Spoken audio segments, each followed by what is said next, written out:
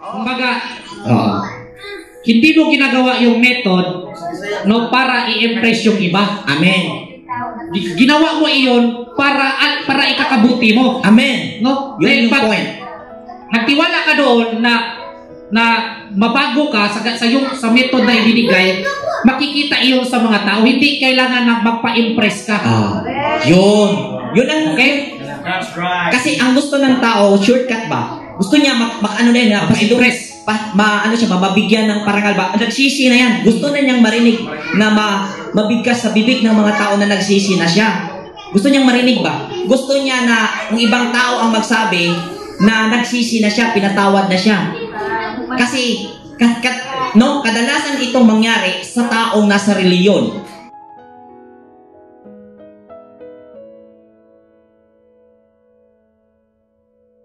Okay? Magandang hapon po sa ating lahat at happy Sabbath. Happy Sabbath sa lahat ng ating kapatiran na nandito sa HAW at sa ating mga kapatiran na nanonood dyan sa live. No? So, sa hapon na ito, patuloy po tayo sa ating pag-aaral mga kapatid. At welcome po ang lahat sa ating activities sa hapon na ito. Amen. So, nasa Leviticus chapter 6 na po tayo mga kapatid. So bago natin umpisahan yung main chapter natin, recap tayo ng konti kung ano yung ating napag-aralan at naunawaan doon sa nakaraang chapter. No? Okay? So, sino yung gustong mag-share? Kung ano ang ating napag-usapan doon sa chapter 5. Ano yung nalalaman natin doon? Okay, si Stars. Si Stars, meron siyang maibabahagi na kanyang naunawaan, no? Kahit na si Stars ay hindi nakadalo doon sa Sabat, ngunit doon sa kanilang bahay siya ay nakinig, no? So, pero kunti lang yung naalala ko. Mas lain Tagalogon. Okay, sis. Go ahead. Tungkol yun bro, yung Leviticus 5 ay tungkol sa mga pagkakataon na kinakailangan maghandog para sa kapatawaran ng kasalanan. Ang aking naunawaan doon ay buod ay ang tungkol sa isang saksi or witness ng isang krimen na nananahimik at hindi nakipag-ugnayan sa otoridad at sa pamilya para makamit ang hustisya para sa biktima at sa pamilya ng biktima. Sa kanyang pananahimik, siya ay nagkakasala dahil ipinagkait niya ang hustisya at ito ay may parusa na kanyang dadalhin sa kanyang konsensya dahil siya ay hindi nakipagtulungan para sa kabutihan. Meron din tungkol sa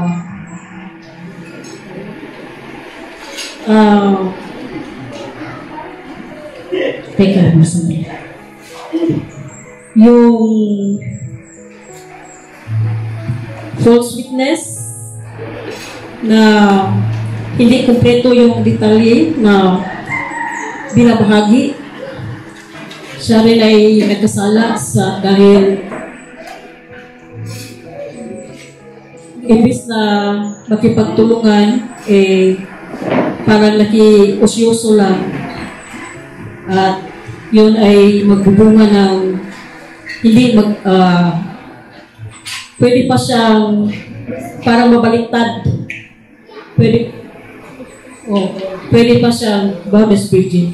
Pwede pa siyang makulong dahil hindi Hindi, walang basis yung mga sinasabi niya at siya ay nagkakasala. At meron din nagkasala dahil sa paghipo ng patay at marumi, sinasadya man o hindi. At ito ay hindi natin inunawa ng literal dahil kapag literal ay mawawala yung patas at katarungang analisasyon. Ito ay binigyan natin ng spiritual na kahulugan na yung simpatiya ng witness ay instead doon sa biktima ay doon napunta sa salarin dahil siya ay natakot, nadaig siya ng kanyang sariling comfort or parang ayaw niyang maabala. At ang mga handog na pagpipilian ay merong babaeng kambing, tupa, dalawang bato-bato at dalawang kalapati at yung pinakalis ay yung kalahating kilo ng harina.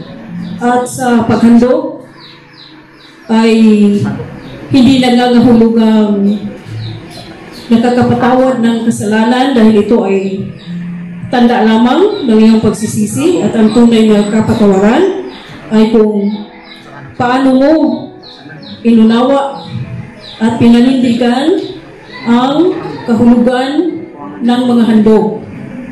Yan mo po. Amen. So, salamat sisters, no? Kunti lang pero detalyado. Okay? Kunti lang ang hindi na detalye. Kunti lang pala ang hindi na detalye. No?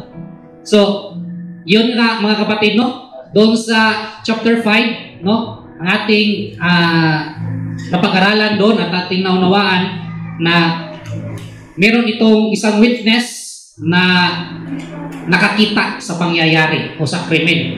Tapos, ang pamilya ng biktima ay humingi ng hustisya, no?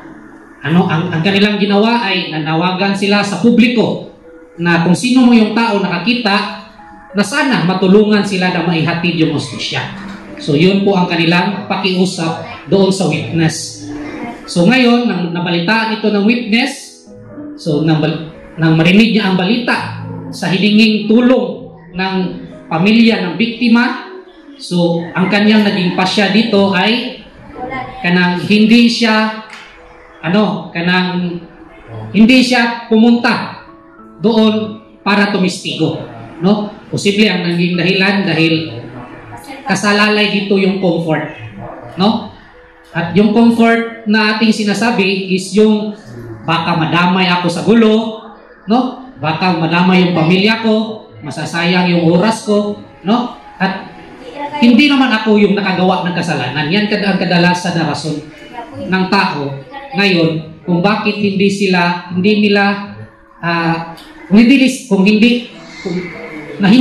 pumunta doon bilang tumistigon doon sa pumatay, no?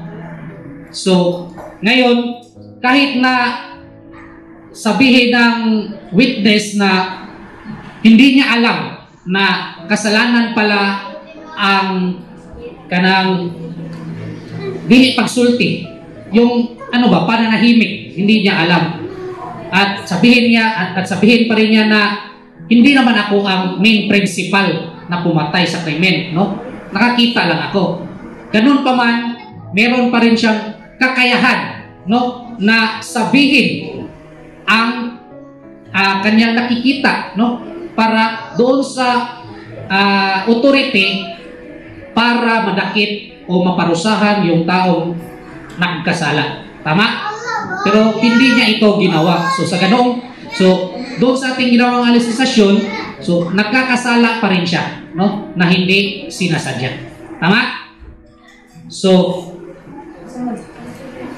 at dito, no, at naging main usapin natin dito, no, ito yung hipo. yung nakahipo ng hayop at siya nakahipo ng tao. Dumi ng tao. So, at maraming mga, no, merong mga ibang grupo na inunawa nila ito literally, no? Sa ating naunawaan, no, mga kapatid, hindi po ito tumutukoy sa literal na paghipo ng patay na hayop o literal na dumi ng tao ang ikaw ay magkakasala. Tama? No? Dahil doon nga sa ating ginawang example, kung dumi ang pag-uusapan, no, sa pamamagitan ng paghipo ng dumi ng tao, madali po magkasala. Kasi naging example natin kung meron kang anak na bata pa lang, na below 1 year old. Tapos, hindi mabuti ang kanyang pakiramdam, sumakitan siya, nagka-LBM, nagkatae-tae. So, dumi yun. Tapos, paano mo, iluhan? So, iluhan. Paano mo lilinisan? No? No? Kung walang gloves, wala kang ikabili. Paano mo? So, ibig sabihin, kung sabihin nila na gloves ang gamit, siyempre, yung maka-afford lang. Pero kung how about kung hindi maka-afford, walang ikabili? So, ibig sabihin, wala nang kaligtasan yung mga kulobi. Diba? So, matemi nga, nagkalibangan, nabubalik ko siya. No? Yun pang last nating ginawang example na pag bumalik yung si Yahweh nandun sa alapaap, tapos naaktuhan ka na naglilinis ng puwet ng tae sa iyong anak. O caregiver ka man. Or caregiver ka man, o namasukan ka bilang caregiver doon sa iyong pinasukan trabaho. Tumatay ka. Tapos, tumatay. O ikaw na lang mismo, tumatay ka. Tapos, siyempre, yung tae mo, dumi yan. So, Akto, no? Si Kristo or si Yahweh siya, narating. Tapos, nakita ka. So, talagang kung ating yung pairalin, yung naging existing na pangunawa, kung iyong pairalin, parang nakakatawa. Yung kinalabasan ba, parang naging nakakatawa ba? Pero, ganun pa man, sa aming naunawaan, no, mga kapatid, aming ibinahagi na ang dumi na sinasabi dito ay hindi po ito literal. Okay? Pag sinabing hayop, ito po ay mga pag-uugali. No? Ang nahipo na dumi ng hayop doon sa taong witness, nung time na nalaman niya na siya pala ang witness, no? Siyempre, inisip niya. At ang posibleng unang pumasok sa kanyang isipan, kailangan kong pumunta doon para tumistigo, para matulungan yung biktima ng pamilya para maparusaon yung tao. So, ibig sabihin, nandoon yung pag-uugali na tapang na nagtutulak sa'yo para gawin, pero hindi mo ginawa dahil sinunod mo yung comfort. At yun, yung pag-uugali na tapang namatay, at yun ang nahipo mo. Okay? So, doon naman sa tao, mga kapatid, so, doon sa Mateo, no, kailangan natin alamin kung ano ang nakapagpadumi sa tao. No, para maunawaan natin kung ano pala ang makapagpadumi sa tao. At sinabi doon sa Mateo, no? Basahin nyo na lang mga kapatid, review niya lang. No, marami po. At isa na doon ang makapagdumi sa tao, yung pagpatay. No? So, ibig sabihin, pag sinabing nahipo, ito ay simpatya. So, sa pamamagitan ng panahimik ng isang witness, ito ay para na rin siyang sumisimpatya doon sa nakapatay dahil hindi niya ito ginawa kung ano ang nararapat. Tama ba? So, ano pa? Doon naman sa taong tumistigo, no? Gusto niyang tumistigo pero wala siyang sapat na impormasyon o kaalaman doon sa pangyayari, no? So, ang posibleng maihatid niya na kanyang mabalita, posible pang makampihan niya yung masama dahil wala siyang sapat na detalyadong pangyayari, pero nag-witness siya na hindi naman niya alam kung sino yung talagang salarin or biktima or suspect, no? So, doon sa kanyang ginawa, so meron pa rin siyang kasalanan na hindi sinasadya dahil sa kanyang, ano ba, tawag dyan, negligence, no? Pabaya. So, ano pa? So, ang ipahandog nito, ito ay babaeng tupa. So, kailangan na babaeng tupa at kambing. So, kailangan balansihin muna ang sitwasyon bago ka gumawa ng desisyon. At siyempre, pag ikaw ay nagkamali, no, kailangan mong aminin, no? Kailangan magkaroon ka ng tapang para aminin ang iyong pagkakamali, para matuwid ang iyong nagawang kasalanan. Tama? So, kung hindi mo kayang maghandog ng tupa kambing, pwede kalapati. Tama? So, alam na natin, yung kalapati ay kalmadong estado. At yung huli, harina. No? So, lahat ng handog ay nakabase sa kapasidad ng tao, either physical, spiritual, lahat. No? Lahat ng aspeto. No? Nakabase ito sa kapasidad ng tao na kanyang kayang ihandog. Tama? So, ngayon, yun po ang ating napag-aralan doon sa chapter 5. Okay, so, dako na tayo sa Leviticus chapter 6, mga kapatid. So, basahin natin una yung verse 1 to 7. At sinalita ng Panginoon kay Moses na sinasabi, kung sino man ay magkasala at sumuway sa Panginoon na magbulaan sa kanyang kapwa tungkol sa isang habilin o isang sanla o sa nakaw o pumighati sa kanyang kapwa o nakasumpong ng nawala at ipagkaila at sumumpa ng kasinungalingan, sa alinman sa lahat ng ito ginawa ng tao ng kasalahan, ay mangyayari nga na kung siya'y nagkasala at naging salarin na isa sa uli niya ang ninakaw o ang nakuha na pagpighati o ang habiling inahabilin sa kanya o ang bagay na nawala sa kanyang nasumpungan o anumang bagay na kanyang sinumpaan ng kabulaanan na isinauli niyang buo at daragdagan pa niya ng 5 bahagi niyaon sa may-ari, ibibigay niya sa araw ng pagkasumpong sa kanya na siya'y may kasalanan. Amen. At sa dadalhin niya sa Panginoon ang kaniyang handog dahil sa pagkakasala, isang tupang lalaki na walang kapintasan na kinuha sa kawan ayon sa iyong pagkakahalaga at ibibigay sa saserdote na pinakahandog dahil sa pagkakasala. At itutubo sa kanya ng saserdote sa harap ng Panginoon at siya'y patatawarin ng pinagkasalanan kanyang nagawa na kanyang pinagkasalanan. Amen. Amen. So, sabi dito, sinabi pa ni Yahweh kay Moises, nagkakasala ang sinumang magkaila tungkol sa isang bagay na inihabilin sa kanya. No? So, posible ang naging senaryo dito, mga kapatid, no, kung atin itong analisahin o unawain, ito po ay na kanang sa Bisaya pa ba, dawat-dawat, isang bagay na inihabilin sa kanya. Posible may nagkakaroon ng sinking fund ang mga tao, no? So, sa Tagalog, paluwagan, tama ba? So, doon sa paluwagan, mga kapatid, siyempre, mayroon yang taong kanang nagpupos kwarta, no? Taga tresurero na lang, English.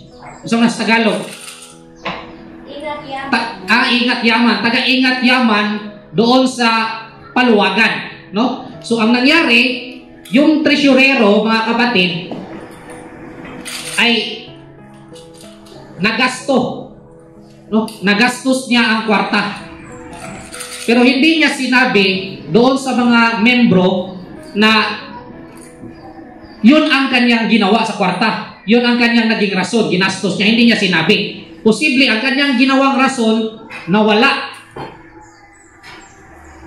Nawala yung pera na pundo na kanang gikuptan. So ngayon, dumating ang time, mga kapatid, na magbahin. So maging Tagalog, magbahin.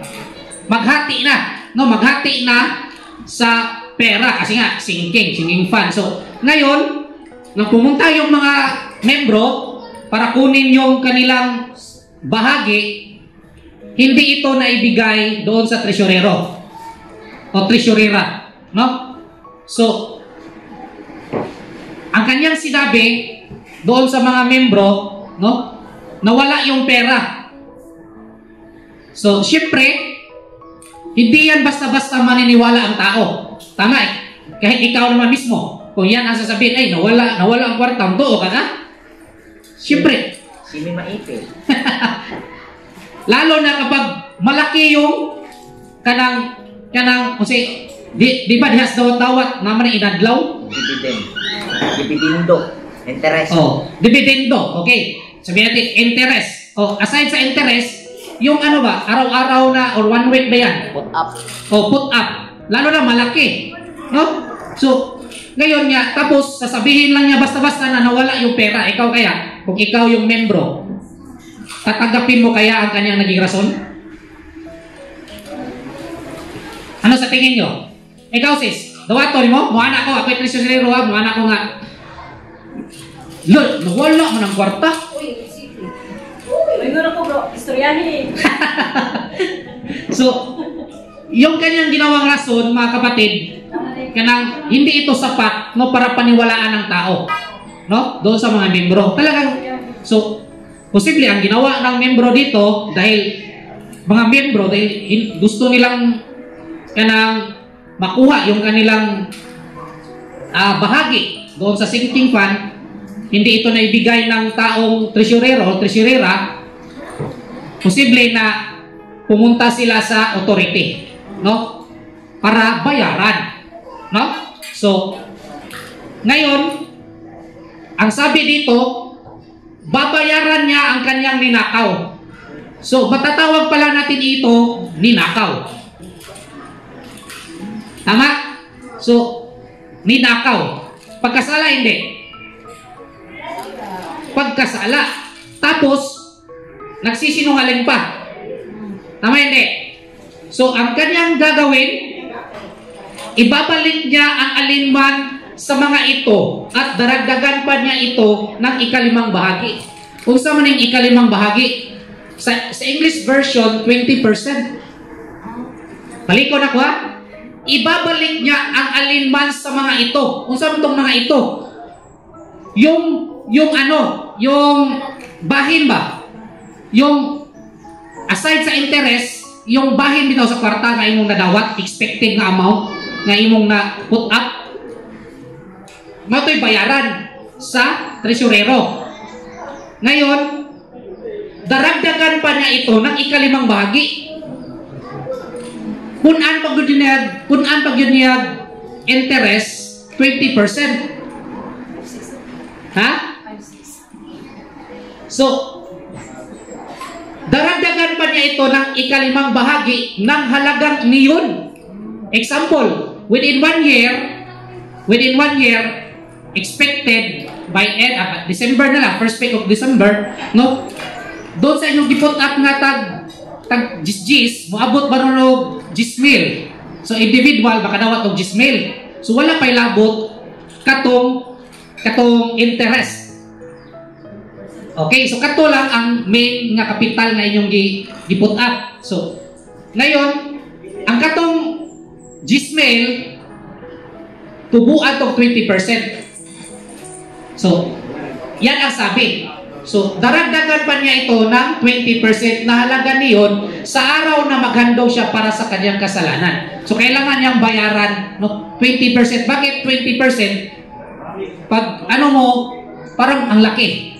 No? So, bakit 20% sa aking naunawaan mga kapatid? Dahil sa loob po ito, posible sa loob ng ano yan, kanang taon or depende sa membro. No? Di ba? Ang sa dawat-dawat naman ay mudawat baron og 2 kasimana o binuwan.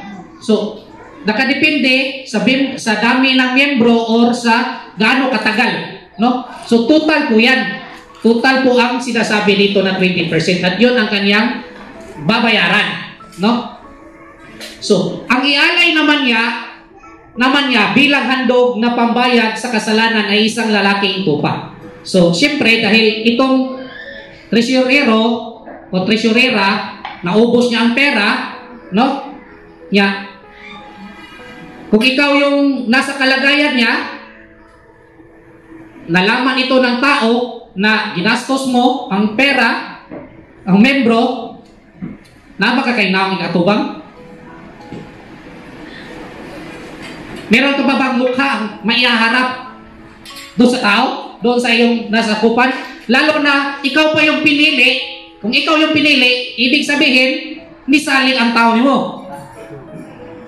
Tama hindi? So, nandoon yung, hindi lang ito tumutukoy sa pira-pira lamang. Nakasalalay dito yung salig. Gusto mo na salig sa Tagalog? At tiwala. No? Nakasalalay dito yung tiwala doon sa sa'yo bilang ingat yaman.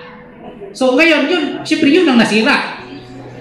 Ikaw, kung ikaw yung nasa kalagayan niya, meron ka ba bang mukhang may pakita? Siyempre, mahihiya ka. Tama hindi?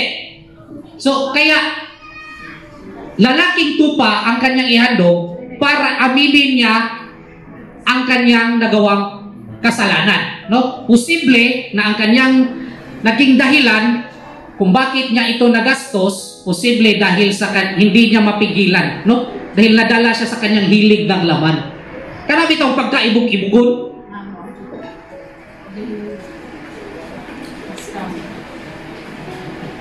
Di ba?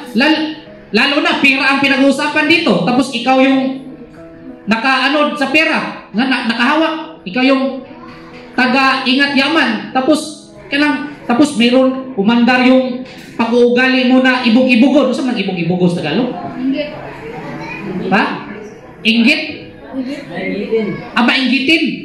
No? Mahilig ka sa mga material na bagay. Pag yung mga kapitbahay mo, bumili ng ganyan, ikaw din, ayaw mo mapatalo, gusto mo rin magkaroon ng ganyan.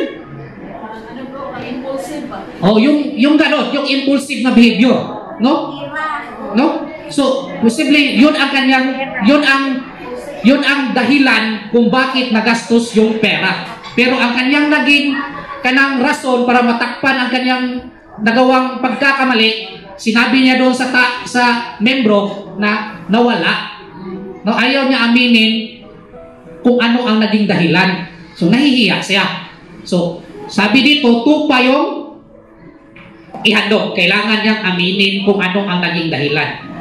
No? Kaya kung imo man kung isulti, kung unsay tinuod nga rason, mas dako pang chance malukoy ang mga membro nimo. Tinuod dili? Mas malaki pa yung chances na maaawa yung mga tao sa iyo kaysa magsisinungaling ka pa. Ikaw pa nga kung nagkakamali, ikaw pa yung matapang. Di ba? Yan kasi kadalasan na naging attitude sa tao eh. Siya itong nagkakamali, siya pa ito yung may ganang magalit. Instead na magpakumbaba siya, no? Aminin niya ang tunay na rason o dahilan kung bakit niya nagastos yung pera. No? So, dahil pag inamin mo, malaking chance na maawa yung tao sa iyo. Tama hindi? Kasi sinabi mo yung katotohanan.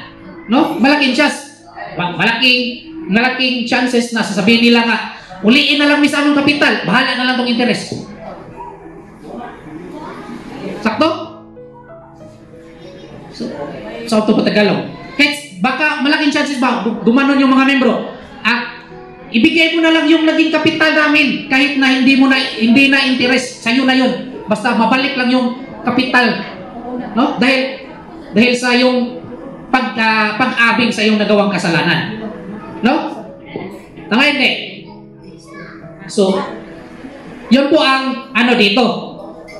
Yun po ang ibig sabihin dito sa kaganapan. No? So, ang naging kasalanan niya dito, yung pagnanakaw. Pagnanakaw ito. Tama hindi? Under. So, under sa pagnanakaw. No? So, next. Verse 8 to 13.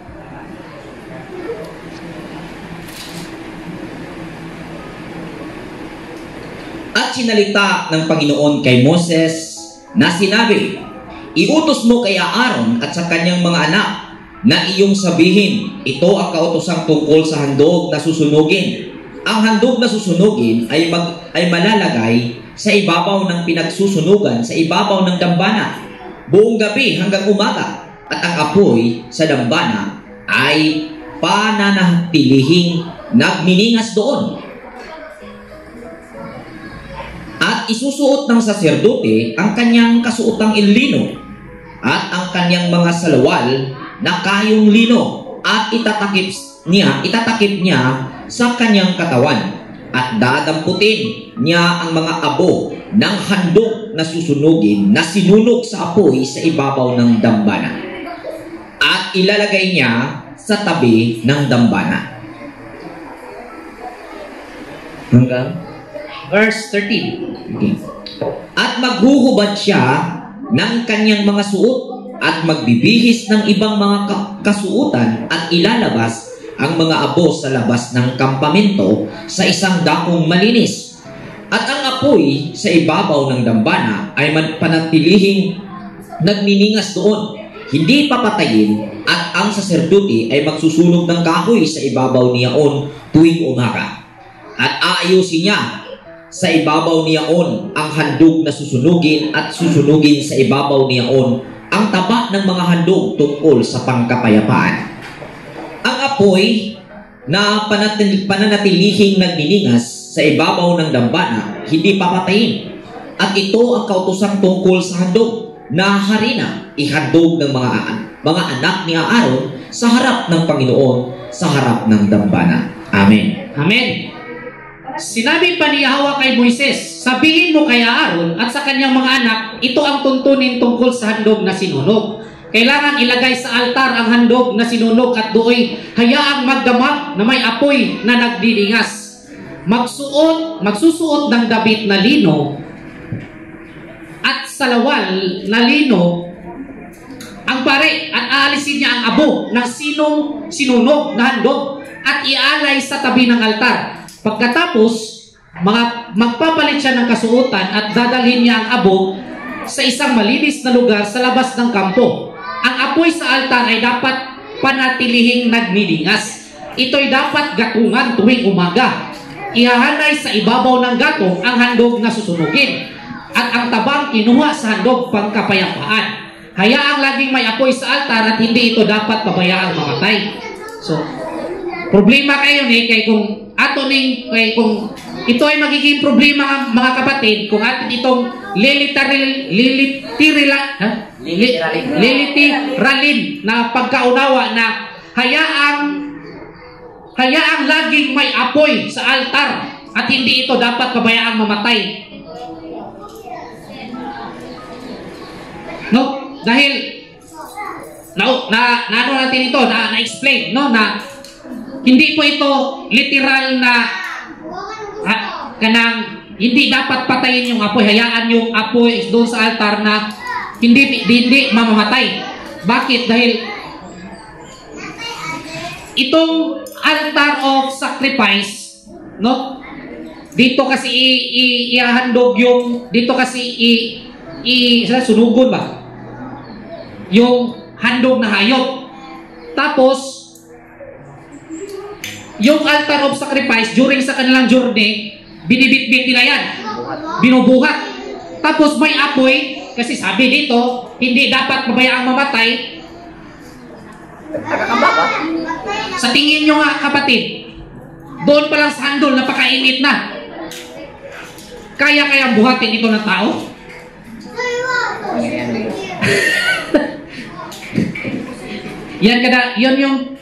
Yun ang kadalasang naging rason ng mga tao, no? Pag naipit sila na ayaw question na ang gahong Ginoo. Huwag mong questionon ang kapangyarihan ng Panginoon. Ng Diyos, dahil kung imposible sa tao, walang imposible sa Diyos. Yes, yun ang kanilang naging rason. So, ang atin namang balik dyan mga kapatid, kung ganun pala na makapangyarihan ang Diyos, bakit hindi na lang niya minagic?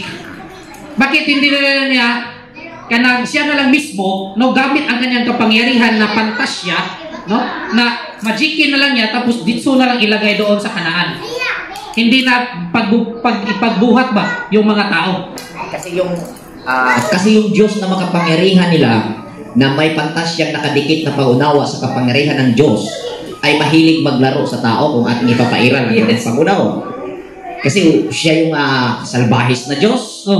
At mapaglaro sa tao na kanyang nilikha. Dahil may kapangyarihan pala siya na kaya niyang gawin ng mas madali, bakit niya pinapahirapan pa ang tao na alam naman niya na hindi kakayanin ng tao? Amen.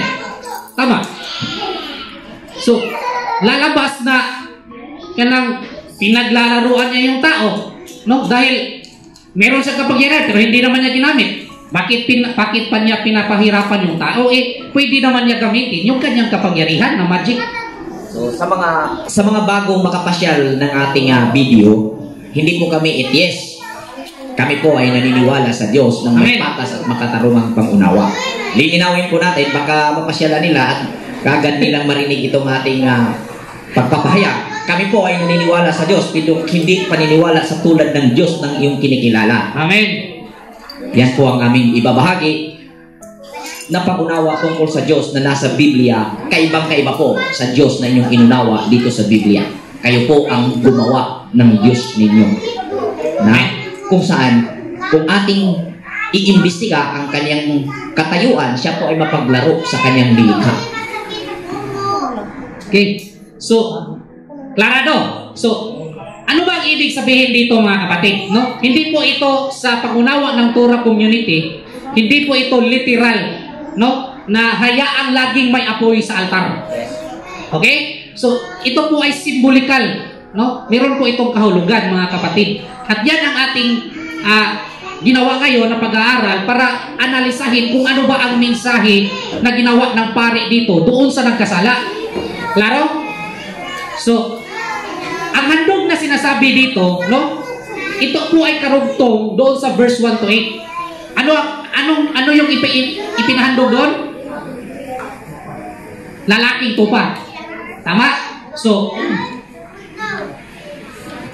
ang sabi dito, magsusuot ng damit na lino ang pare. Pag sinabing damit na lino, ito po ay, ano basa dito? Robe. So, naibigay na po natin ang espiritual na kahulugan nito. Ano ba ang ibig sabihin ng robe? Ito po ay banayad na takip para sa iyong hubad na kahinaan. So, ibig sabihin, ipinaliwanag dito ng pare ang naging kahinaan ng naghandog para siya ay maging aware. Dahil sa kanyang ginawang kanang pagkakasala, ginastos niya ang pera, hindi siya aware sa kanyang ginagawa.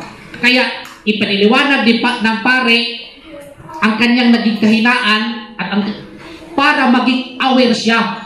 Kabantay ka na kinahalan pa kalisturiyaan para makamata ka. Suway mo anang ngayon. So, para maging aware siya sa kanyang nagawang kasalanan. So, ano ba ang kahinaan ng tresurero dito na ipinaliwanag ng pare? No? Ano ba ang nakita ng pare na kahinaan ng nagkasala? No? Posible mga kapatid, no, nakita ng pare na itong taong ito, madali siyang matukso sa kanyang hilig ng laman. No? Madali siyang matukso dahil sa hindi pagbibigay ng ganap na atensyon sa isang bagay na magdudulot sa kanya ng kasawian. Nakuha ko ninyo? Yes. Kayo po. Nakuha ninyo? So, pag sinabing kasawian, mga kapatid, it means maramdaman mo ang kalungkutan kasi nga kasawian. Wala naman siguro tao nakaranas ng kasawian na masaya. Normal na maging maramdaman mo yung lungkot. Tama hindi? Tama? At yan ang sinabi, abo. Ano ba ang ginawa? Ano ba ang kanang sa ibig sabihin ng abo? Ito po yung sorrow. Di ba ang ginawa natin during sa atonement? Di ba nakana tag-abo? Timaan sa atong kaguol. Kaguol ba na? Bisaya? Pagmasulubon. O pagmasulubon o kalungkutan. No? So at yan ang aalisin ng pare. Yan ang aalisin ng pare, yung kalungkutan. Hindi po literal na abuhan. Okay? Yung kalungkutan, paano maalis, mga kapatid? Siyempre, pag naunawaan ang niya dito, yung nagkasala. Pag naunawaan ng nagkasala, ang ibinigay na paliwanag ng pare at susundin niya ang payo nito, maaalis ang kalungkutan sa tamang panahon. Mayroong ibibigay ang payo ang pare. At sa paraang ito, kung kanyang susundin, maaalis yung kanyang kalungkutan na nararamdaman. Yung guilt ba? Tama hindi? Nakuha ninyo? Masudlo na. Oh, so, pag ginawa mo yan, no, pag sinunod mo yan, makakabalik ka na sa asa? Pagpitas doon sa bunga, no? Sa loob ng Eden. Okay? So yan po ang ibig sabihin. Dito. Sabi dito. Yung inner peace. Inner peace. Yun. Makabalik ka na sa natural na kaligayahan. Wala ka ng guilt. No? Sa tamang panahon. Pag sundin mo yung payo. Amen. Klaro? Sabi dito, magpapalit siya ng kasuotan at dadalhin niya ang abo sa isang malinis na lugar sa labas ng kampo. Ano ba ang ibig sabihin? Pag sagaping ang malinis na lugar sa labas ng kampo, ito po yung mga biktima, naging biktima niya. Yung mga membro ba na biktima, no? So, ibig sabihin, ipiniliwanag dito ng pare ang naging sanhi ng pagkasala, no? At ang epekto nito doon sa mga biktima. Ipaliwanag ng pare, bakit merong karapatan ang biktima na malaman kung ano ang naging dahilan, bakit nangyari. Ipapaliwanag, kumbaga, na kung ano yung naging pinaka naging tukso na kung saan nangyari nga yung pagkukuha ng pera, paggastos, or kung sa nakaw, may nakaw kasi siya napulot, bakit siya natental, bakit siya natent, kasi ito po yung pangangailangan. Amen. Ito po yung sitwasyon. To relieve doon sa mga may-ari o doon sa mga taong kakumpanya doon sa nasabing pera na ating ginawang example. Amen. So, yun ang ginawa ng pare. Tama? Nakuha na nyo? So, ipiniliwanag niya doon sa ang sanhi ng pagkasala at epekto doon sa mga biktima. Doon sa mga biktima. Siyempre, at the same time, para maging aware din sila na ito yung dahilan, no? Dahil sa hilig ng laman, no? So, pagkatapos, ipinaunawa ng pare sa mga biktima at nagkasala. So, both sides, silang dalawa, ang method. So, naipaliwanag na ang sanhi. Method na sad, unsay buhaton. So, o method o solusyon sa problema para ma-serve ang justice. At the same time, para makabayad ang taong nagkasala sa kanyang nagawa. Nakuha ninyo? So, solusyon na po. Napasabot, unsay hinungdan. So, solusyon, method, unsay dapat buhaton sa taong nakasala para ma-serve ang hustisya ngadto sa mga biktima. Kumbaga sa naunawaan ko sa naging paliwanag mo, bro, isitol muna nila yung kanilang relation, yung nasirang relation dahil nga sa pagkawala ng pera, at isitol ng priest, isitol ng pare ang dalawang kampo, no, doon sa tresorero at doon sa mga tao. So isitol, pag nasitol na yon, ibibigay na yung method ng kung paano mabayaran yung utang, kumbaga yung term. Ito yung term ng pagbabayad. Kasi kung ano yung term na gagawin na para mabayaran yung utang, ito yung naunawaan ko sa paliwanag mo. Kung ano yung term na ipapaliwanag ng priest ay pag-aagrihan ng dalawang kampo. Amen. Yun yung naunawaan ko. So, Amen. ganun ang nangyari. So, yun. Dahil kung hindi kasi mabigyan ng paliwanag ang biktima, dili sila magkalmado ba? Magiging aggressive. Bisag mo bayad pa, Oh. akatong nakasala, dili gyapon siya mapinasay. Dili siya mahimutang. Dili siya mapinasay luon nga magdawat sa bayad. Oh. Still nga magpabilin gihapon ang iyahang pagdumot ato nga panghitabo tungod nga panghitabo. So sa inana, mura na siya biglang umido. Tagalog. Sa ganung mangyayari, parang nag-uumido lang sa loob. Kahit pa ginawa na ng nagkasala ang naging kabayaran, pero deep inside sa mga naagrabyado ay mayroon pa rin kumukulong galit. So ang nangyayari, nakagawa na itong sa kanyang tungkulin, nakabayad na, siya naman ang nagkasala. So ang nakita natin dito sa naging paliwanag ni Brother Alban, ang kahalagahan ng tagapagpamagitan, which is yung priest, spiritual advisor o spiritual na tagapayo. Amen. Yun yung pong nakita natin dito sa mga naisulat ni Moses sa Leviticus. Taliwas na taliwas po itong ating explanation sa mga existing na pangunawa tungkol sa Leviticus. At naging dahilan pa yung mga explanation na yon na ang Leviticus o Book of Torah ay naitakwil ng mga Christians. Dahil nga ay napaka-imposibleng gawin yung mga pangunawang na ikabit po dito sa nabasa sa Leviticus. So itong pangunawa na ito, very practical po ito.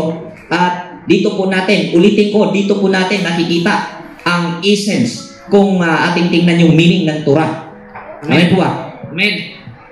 Amen. So, ang ginawa ng pare, pinakalma muna niya both side, ang nagkasala at ang biktima, sa pamamagitan ng paliwanag, explanation kung ano ang naging dahilan.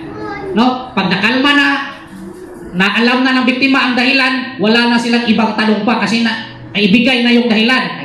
Nangyari na. Hindi na dapat, ikaw yan, wala nang ganyan. So, kalmado na. So, pagkatapos niyan, pag nagkaroon ng kalmado, method na, solusyon. So, dito, nagkaroon ng kalmado, ibig sabihin, mayroong naganap na kasunduan. Amen. Tama? So, may kasunduan. So, kung hindi man mabayaran ng taong nagkasala ng buo ang nawalang pera, another option, is hulog-hulugan. Posible ito yung method na ibinigay ng pare. Itong hulog-hulog, siyempre, nakabase sa source of income ng nagkasala. Alangan naman pugsod o bayad, hindi ko bayad. Wonder bro, Nag-biblical na ang kanang naa sa mga cooperative bitaw na kanang dili nakabayad ang members nila i-reconstruct para kuan gyud ba para mas simple.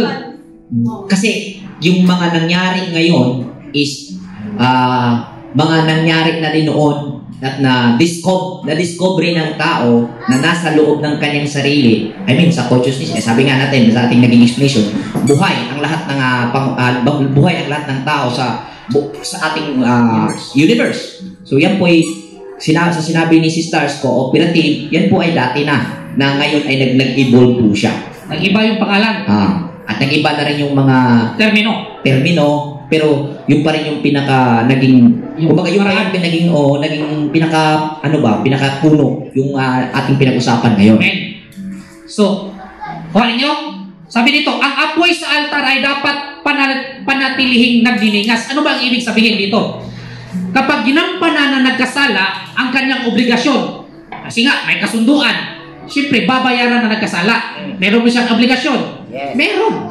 So, kapag ginampanan na nagkasala ang kanyang obligasyon, base sa solusyon o method na ibinigay ng pare, ito ay patuloy na magbibigay pag-asa doon sa mga biktima. Yes. Yun po ang yun po ang apoy sa altar na dapat panatiling nagdinis. Yung pag-asa na method na ibinigay ng pare at dapat gampanan ng taong nagkasala. Klaro? So,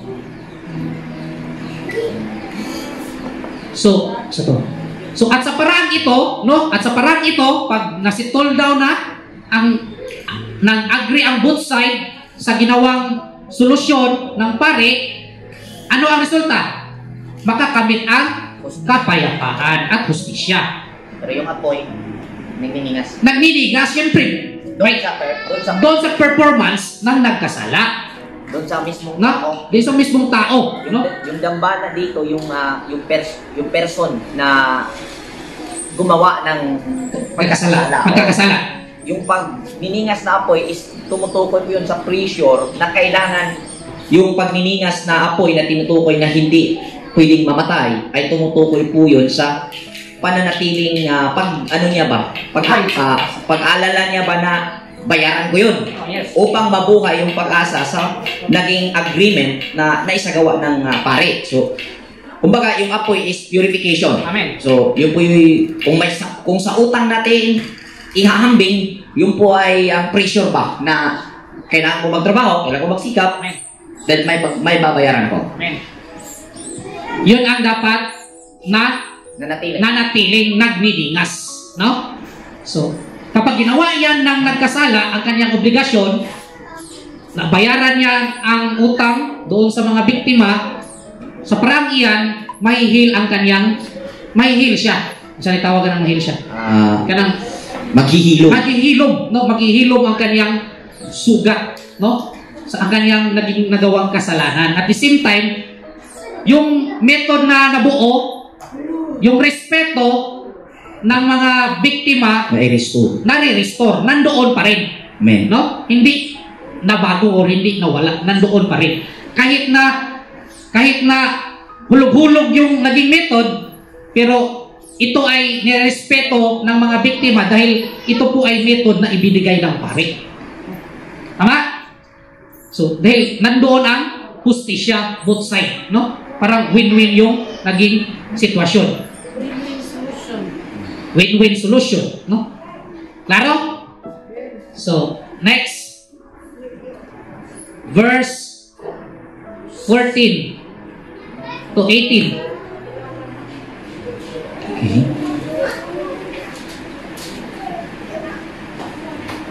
At ito ang kautusan tungkol sa handog na harina. Ihandog ng anak ni Aaron sa harap ng Panginoon sa harap ng dambana.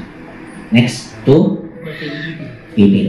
At kukuha siya ni Ngaon ng kanyang dakot ng mainam na harina sa handog na harina at langis ni Ngaon at ng lahat ng kamangyan na nasa ibabaw ng handog na harina at kanyang susunugin sa ibabaw ng dambana na pinakamasarap na amoy sa alaala ni Yaon sa Panginoon.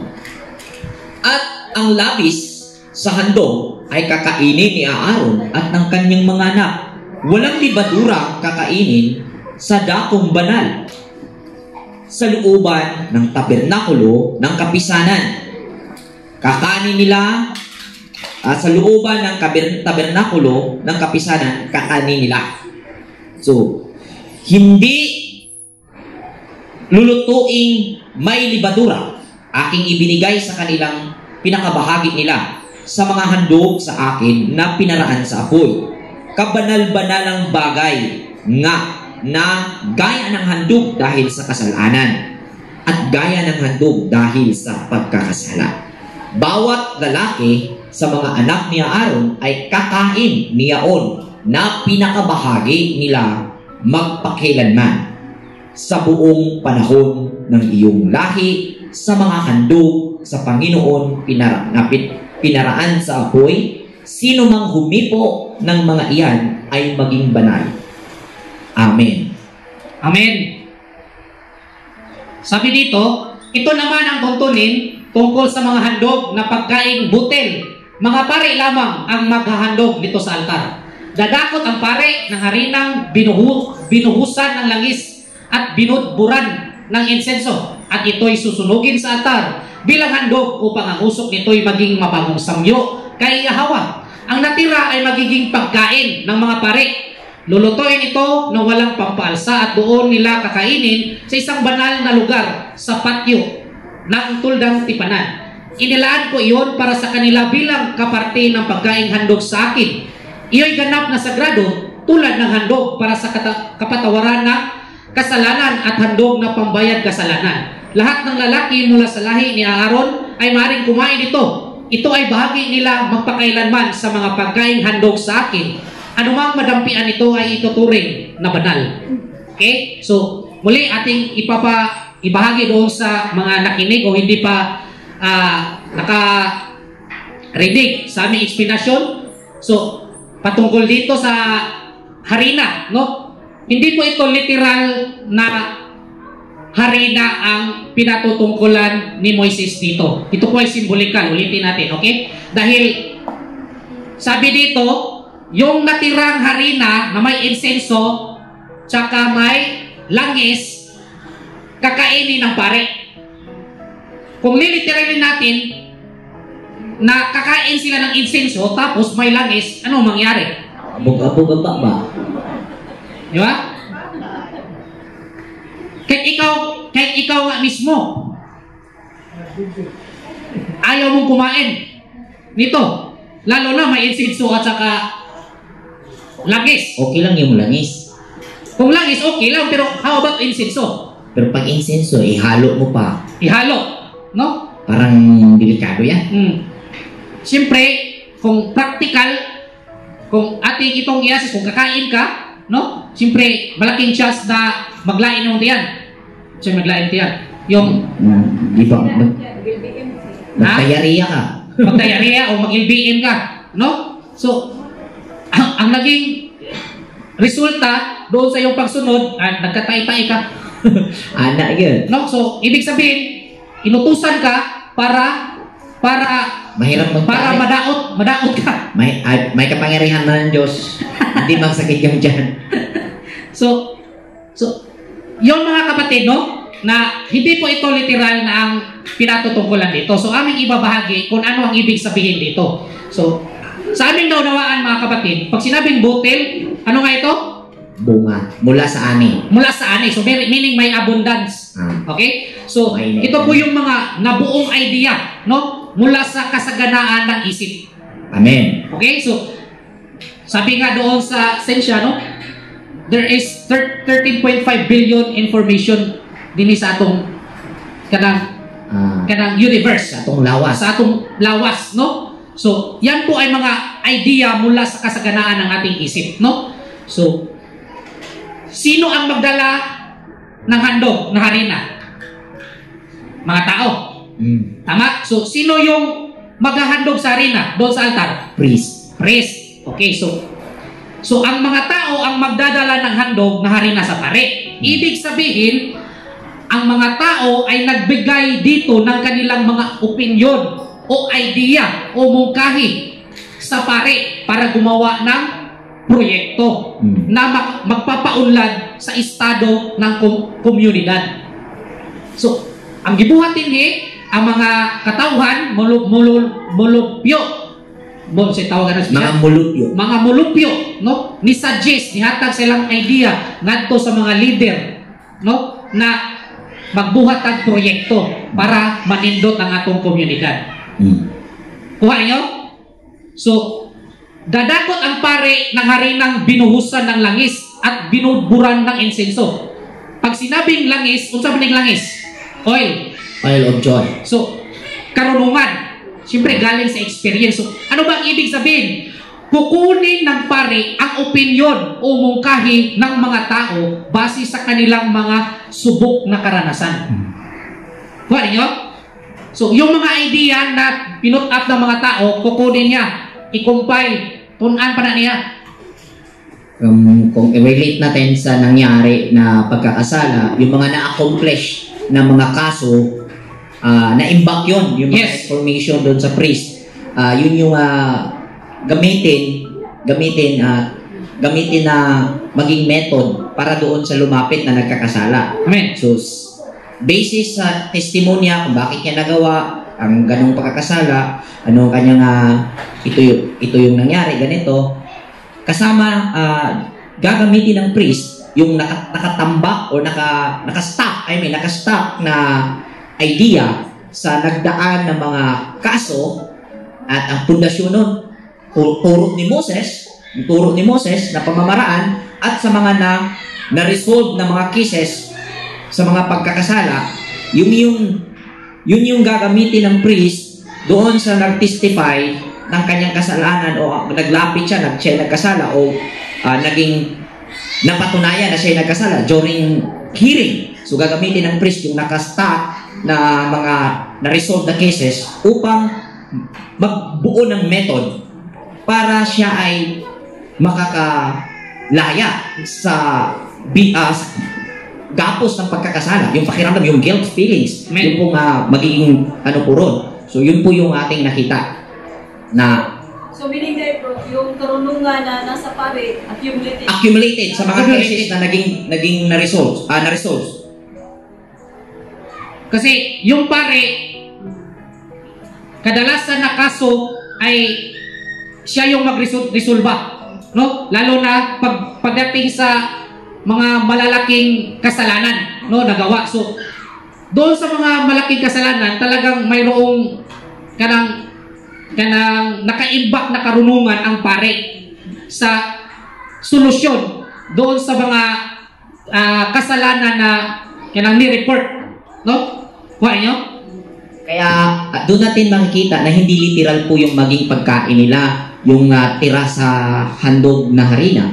Hindi po yun literal. Yung pagkain nila, yun po yung maging karagdagang karunungan nila at sa pamamagitan ng kanilang serbisyo as a priest, as a spiritual advisor ng Israel o ng lipunan, ay pag nalugod po ang mga tao at na-serve ang justice, normal po ng tao, magpapasalamat po sila. Amen. At mag-express na po ang mga tao sa kanilang papasalamat through mga material na pagbibigay o salapi.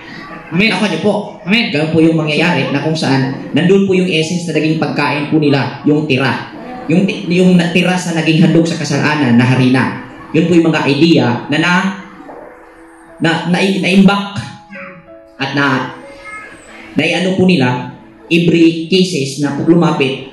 Yun po yung naging kukunan nila ng basis para i-resolve na naman yon. At pag na-resolve na yon, ano na naman, stuck na naman, balik na naman. So, lumaki po yun.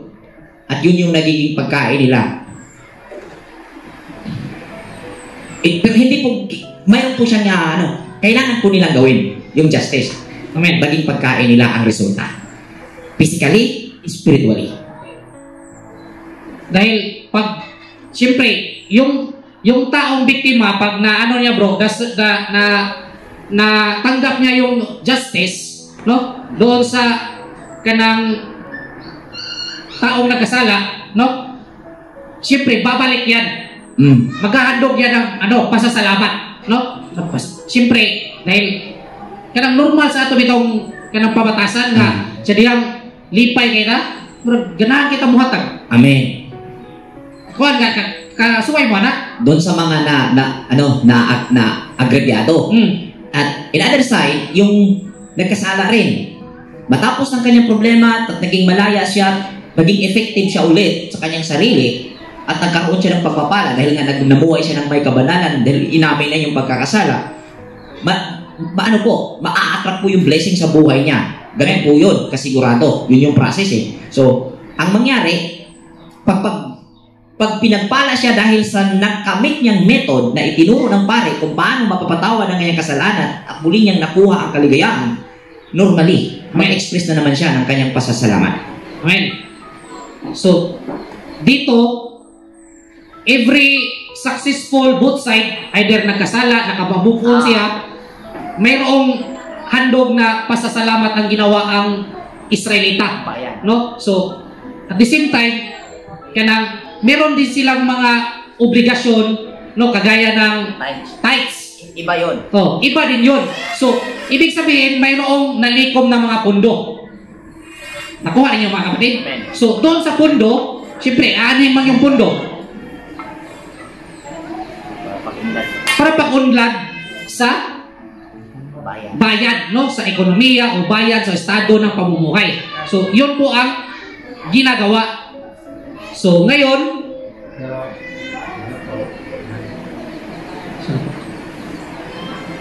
dadakot ang pare ng harinang binuhusan ng langis. Yun ang sabi natin kanina. Ito'y susunugin sa altar bilang handog. So, ibig sabihin, pagkatapos na madaan sa patas at makaturungan paglilitis yung idea na ibinigay ng mga Israelita, no, mga kapatid, patungkol sa paggawa ng mga proyekto, so, gagawin itong ordinance, no? Gagawin itong batas, no? At ang pare ang magpapatupad sa sistemang ito. So, yung pare ang magpapatupad. Pero nag-boot up sa idea yung mga tao. Pero ang magpapatupad, siyempre yung pare, yung mga nasa pagkatungkulan. Kuha niyo? So, na kung saan maghahatid ng benepisyo sa lahat. No? Pag sinabing benepisyo sa lahat, magkakaroon ng kaligayahan. Benefitid ba ng tanan? So, malipay ang tanan. So, yan po ang ibig sabihin ng mabangong sabyo dahil nandoon nakita nila na ang kanilang ibinigay na halat pasalamat, yung ibinigay nila na ikapo ay ganang nagastos sa tamang paraan, no? Hindi nasayang, hindi sinayang. So yun ay maramdaman ng mga tao na kanang gibalyo ang ilang kanang binigay doon sa kanang mga pare o sa danungkulan. So, din ay tabo sa karong bro, sa konstitusyon, ang mga congressman magpanday ulaod. Ito tapulmal sa mga tao. Ayun yung nangyari, no? Kung ating i-relate into reality, ang ginawa ngayon, yung mga nanungkulan, hindi nila pinakiramdaman. Although hindi naman lahat. Hindi nila pinakiramdaman yung bayan na kanilang pinaglilingkuran. Sila'y nag-asimbol ng mga constitution na kung saan ang may malaking benepisyo yung mga naging suporta nila sa pagdating nila sa kanilang naging tungkulin ngayon bilang sila'y tagapamahala ng batas o naging nanungkulan sa pamahalaan. Although hindi naman lahat, mayroon namang mga matutuwid at nakikinig sa hinaing ng bayan ng mga politician. Pero yun ang sinabi mo sis, yun nga yung ating nakikita. Mostly sa ginawang batas ay ang benepisyado po ay ang mga mayayaman at ang mga naging nagkautang kasi sila ng yun yung estilo ng ating pamamalakad. Sa pagtakbo, ang nasa likod ay ang mga negosyante. Pero kung ating tingnan ang naging rason, kung ating subaybayan ba? Dahil din sa naging ugali ng bayan. Ayaw kasi magboto ng bayan nang hindi binabayaran. So, ang ginawa ng bayan ay bumalik lang din. Nakayo po, hindi po natin husgahan. Hindi po ako nang husga sa mga politician. Tayo o ang bayan ang may pagkukulang din. Dahil naging ugali na ng bayan na bumuto ng may bayan. At wala namang bayan, wala ikagasto yung matuwid. So ang tatakbo yung may halang na damdamin. Na kung saan kaya niyang tumakbo na may mag-back up na mga negosyante kung saan kapag dating niya sa posisyon bro, syempre normal yun. Hihingi na ang kanilang naging na-put up kaya siya dumating roon. Kaya hinaing ng bayan, hustisya.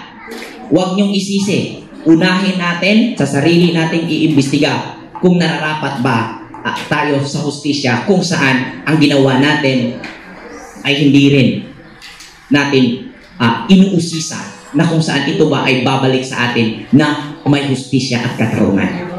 Amen. So, sabi dito, ang natira ay magiging pagkain ng mga pare. So doon sa kanang kaso, doon sa pagkasala, pag na-serve na yung justice, yung method na ibinigay, naka-stack yun. At nang naisulba ang kaso, yung parangal, yun ang party sa pare. Amen. Okay, doon sa kaso. Ngayon dito naman sa proyekto mga kapatid, so kapag yung idea, yung binot up ng pare na naging ordinansa o batas, no, para gumawa ng proyekto, pag nagkaroon ng mabuting implementasyon at nagbunga ang magandang ideyang ito sa komunidad, mapaparangalan din ang pare sa kanilang katapatan, no, na ipinakita bilang mga mabuting lingkod ng bayan, no, bilang public servant. At ang salinlahi ni Aaron ay makinabang sa parangal na ito hanggang buhay ang ideyang ito sa puso't isipan ng mga tao. So, yung parangal, hindi lang kay Aaron, maging kanyang salinlahi. Kabantay mo, anak, nga, ang mayor na ay nakabuhat og maayo, di na siya ang lungsod. Ang musunod nga iyang mga anak, di ba, mukuan pa, kanang mapaparangalan ba dahil sa gawa ng kanyang ama. At kung kanyang ipagpatuloy, yung kanyang anak, magbinyo na bod, continuous yung parangal, no, sa kanilang ginawang kabutihan, no? Kahit pa nga bro, sa ating panahon, kahit hindi na naging nasa panunungkulan yung tatay na nagkagawa ng mabuti sa lipunan, dala-dala pa rin sa ulo ng mga anak, titingnan ng mga nasa bayan o sa lipunan ang dignity na ginawa ng kanilang tatay. Yun yung tinutukoy dito. Nandoon yung respeto ng mga tao, no? Nandoon pa rin kahit na wala na kanilang lulo, papa, no? Nandoon pa rin ang respeto ng mga tao sa kanila. So, yun po ang pagkain na tinutukoy dito. So, basahin natin yung Ecclesiastico. Sirach. Meron nga sirach, bro? Ecclesiastico verse 10, verse 1 to 5. Sabihin natin dito. Tinuruan na mabuting punong bayan ang kanyang nasasakupan at binigyan sila ng matatag at maayos na pamamahala. So, kung ibig sabihin, kung ang puno, ang leader ng bayan ay tinuturuan niya ng mamuhay ang kanyang mamamayan ng may patas at makatarungan, siyempre nagkakaroon ng nindot nga resulta, nagkaroon ng productive ang kanang bayan. So, kung ano ang uri ng Pangulo, ay gayon din ang mga kagawad. Kung saan ni kagawad, under niya. Kung anong uri ng Pangulo ay gayon din ang mga kagawad. Dahil kung ano yung uri, yung pinaka-pinuno, yun po ang susundin ng under niya. Dahil siya yung tinitingala o siya yung nire-respeto. Siya yung naging modelo dito. So, at kung ano ang pinuno ng lungsod, gayon din ang mamamayan. No? So kung nakita ng tao na ipinapairal ng leader yung hustisya, no? Susundin niya ng tao. Malaki ang impact, no? Ang action ng isang leader doon sa mga tao. Kuha? So, mawawasak ang buong bansa kapag ang hari ay isang mangmang. Ngunit uunlad ang bayan kung may pangunawa ang mga pinuno ng lungsod. Ang pamamahala sa daigdig ay nasa kamay ng Panginoon at siya ang nagpapadala ng mabuting tagapamuno pagdating sa takdang panahon. Nasa Panginoon din ang tagumpay ng bawat tao at siya ang nagpaparangal sa mga gumagawa ng batas. So pinaparangalan dito, no, sabi natin kanina, mapaparangalan ang mga pare o mga leader na nagpapairal ng hustisya doon sa kanilang nasasakupan. Okay? So, sabi dito, lulutuin ito na walang pampalsa at doon nila kakainin sa isang banal na lugar sa patyo na walang tuldang tipanan. No? Kung doon naman sa kanang kaso, mga kapatid, pag sinabing patyo, ito po ay courtyard. No, sa English. Ito po ay open area. Pag sinabing open area, nakikita mo. Meaning na transparency. Kuha ninyo? So, doon sa kaso, ibig sabihin, ang mga pare ay dapat hindi kadang magdapig-dapig ba? Hindi magdapig-dapig sa kaila, suod, dato, pobre, dili igunana. Dapat ipairal niya ang justice. No? Doon sa kaso, dapat maging transparent siya. Hindi porket anak tika, anak niya nakasala ka, maana ko nga, di lang tika, kuanan, silutan. No? So, Wala kiling-kilingan. Wa mo kuno dapig-dapig bro, pero bintaha aja kunog na ikaila. Never is tinood. Tinood jud na siya. Mao man ang reality. So, yan po ang ibig sabihin sa transparency patungkol sa nagkasala. Ngayon, patungkol naman sa doon sa kanang proyekto, pundo, mga kapatid, yung mga donasyon na pera para sa mga proyekto, ang pare ay gumawa ng inisyatibong ulat o report. So, para ipakita at ipaalam sa mga tao kung ano ang mga nagastos sa pera upang hikayatin ang mga tao na ipagpatuloy ang pagbibigay ng buwis para sa mga proyekto na isinasagawa. So, ang ginawa ng pare, gumawa sila ng inisyatibong report o ulat. Transparency. So, take note, hindi po humingi ang mga tao nag-report sa leader. Hindi po humingi ang tao nag-report doon sa mga leader. Para isipin ng mga tao na sila ay mapagkatiwalaan kung may report na may bibigay. So, unsa may kalahinan, Unsa may kalahinan ani mga igsoon? Anong pagkakaiba? Ano yung pagkakaiba sa naging transparency noon at ngayon? Yung transparency noon bro, kay kusang loob. Okay. Amen. At ngayon? Ngayon? Ang transparency noon ay kusang inisyatibong inilahad, paglalahad. Pero ngayon, ano? Susupina pa. Ha? Supina pa. So ngayon po, mayroon po tayong tinatawag na sektor na ahensya ng ating bayan na tinatawag na COA to mandate sa mga nanunungkulan na sila ay magbigay transparency. Ibig sabihin, magbigay muna sila ng report para sila ay kilalaning tapat. Yun. So ang pagkakaiba sa ngayon po, kailangan may mandate na sila ay magkapagbigay ng report upang sila ay kilalaning tapat. Amen. Ngunit noon, sila po ay tapat kaya gumawa sila ng report. Gumawa sila ng transparency. Sila po ay tapat. Kaya naging resulta, sila ay nagpakita ng transparency. Ano po yung pagkakaiba? Naghatag na sila transparency, Naghatag sila og transparency tungod kay sila kasaligan ng daan. Kung sila matinon-anon. Kasaligan na silang daan. Dinhi sa karon muhata sa kag-report aron kasaligan. Aron masaligan ka kung naa kay report makita. Mao nay kalainan. So ano mang madampian ito ay ituturing na banal. So ano bang ibig sabihin?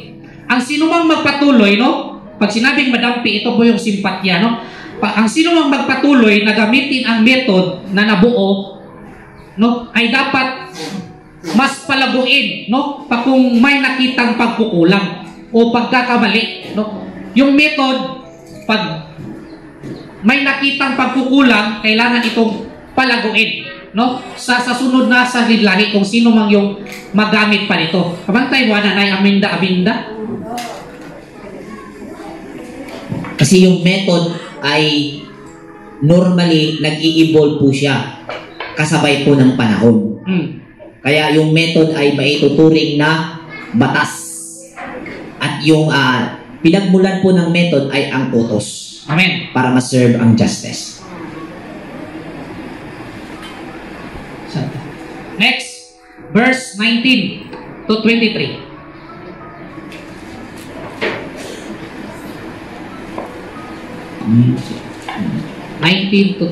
Sinalita ng Panginoon kay Moses na sinabi, ito ang alay ni Aaron at ng kanyang mga anak na kanilang ihahandog sa Panginoon sa araw na siya'y pahira ng langis.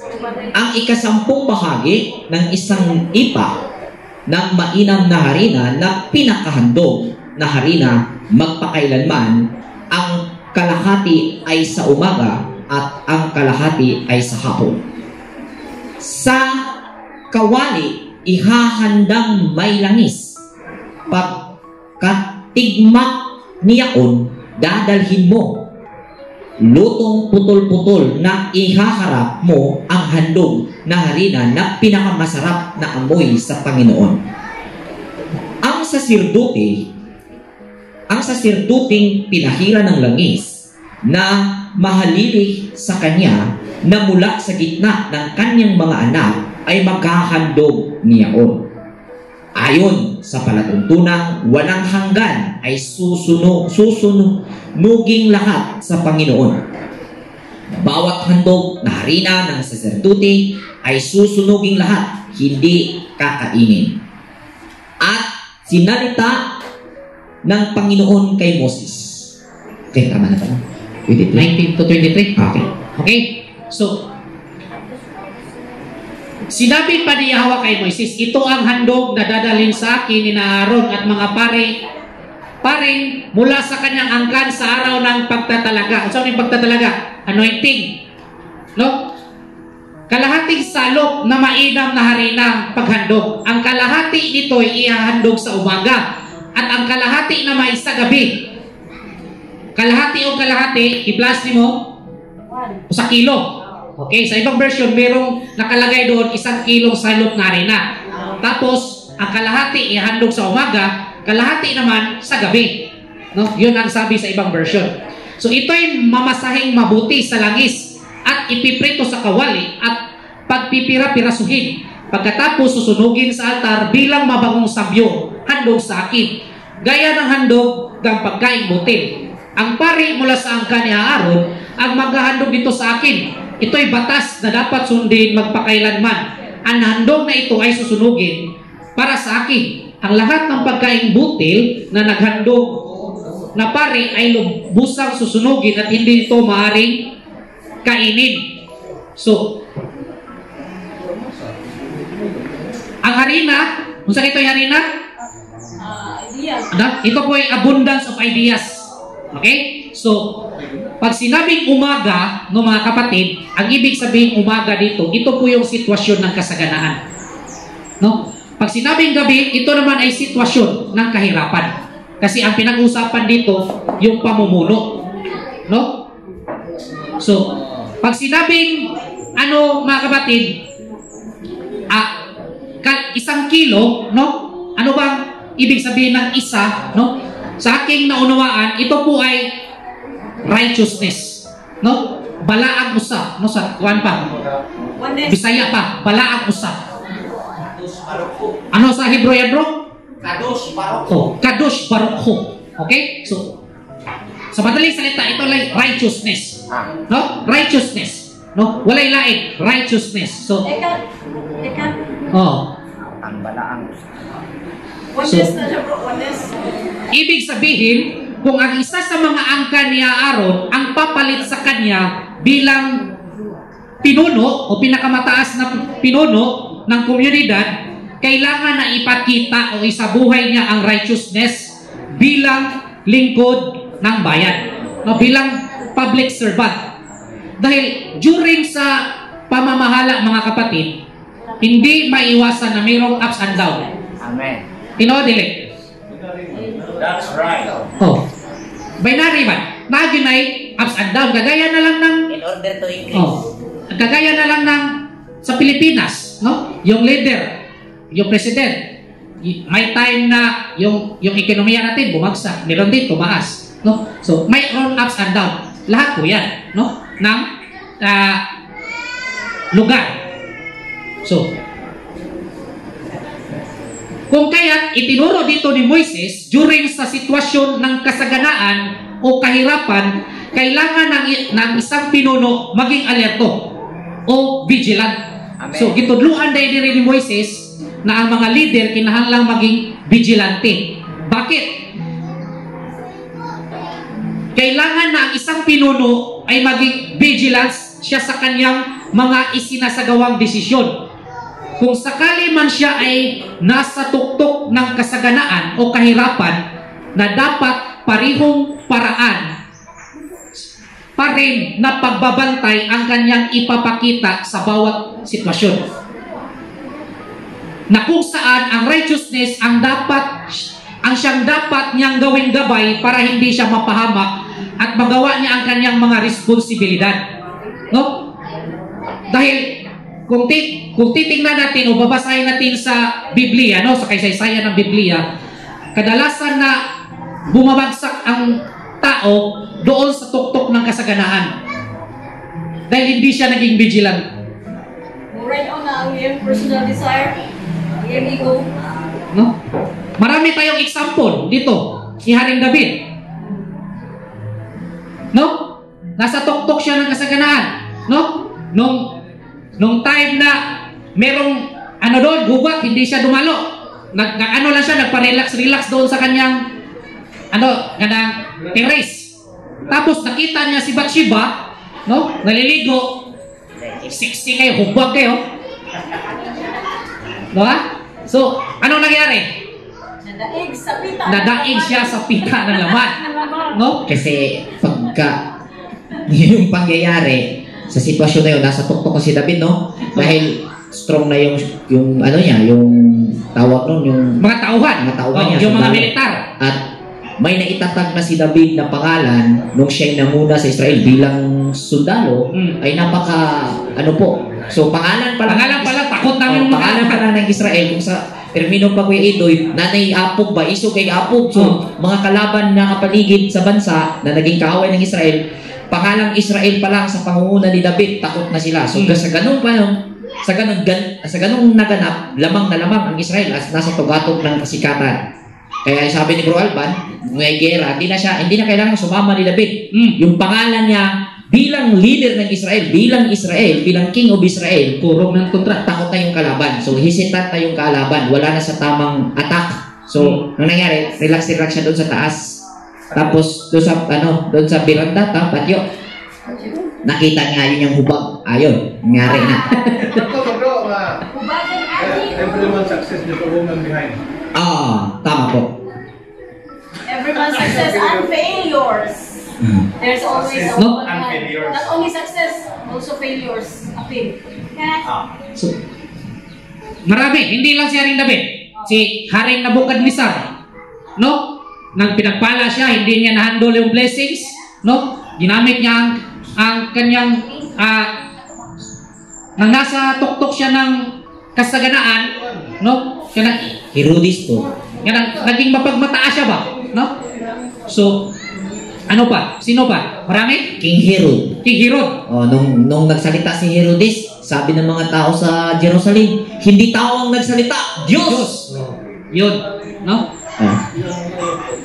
Ito yung mga blessings, no, na hindi na-handle lang tama ba, no? Na bumagsak. So, ang itinuro dito ni Moises doon sa mga leader, kailangan same manner, no? Same paraan ang pagbabantay, either nasa tuktok ka ng kasaganaan at sa kanang nasa kahirapan, down situation. Kailangan consistent. Consistent vigilant. Yun po ang kasi normal ang leader kasi sa mga lahat ng successful ngayon ng mga matatawag na rin successful mga leader, no? Nagtayo ng mga sekta. Noong sinimulan yan ng yung mga sekta na nakatayo ngayon na may pangalan, lahat po yan ay mula sa sincerity. Grabe po yung sincerity, kaya marami po ang na-convince. So, habang nagpapatuloy ang ganong kasikatan, hindi na-handle na ng tao, hindi na na-handle ng leader. Kaya kung ano yung kanyang naituro na kalaunan ay kailangang baguhin dahil normal na lumalago naman ang pangunawa doon sa Biblia na inaaral, ay nahihirapan siya bro na aminin. Yan yung nakikita ko, nahihirapan ng mga leader na aminin na ito yung kailangan nating baguhin para tayo po mag-improve sa ganitong aspeto. Nahihirapan silang aminin dahil naitayo na nila ang kanilang pangalan na sila ay banal, sila ay guided, sila ay pinili ng Diyos na tinatangi, no? Tinatangi sila, kaya hirapan po sila na aminin yung kailangang baguhin kasi ang iniisip nila, magiging questionable ang kanilang kredibilidad.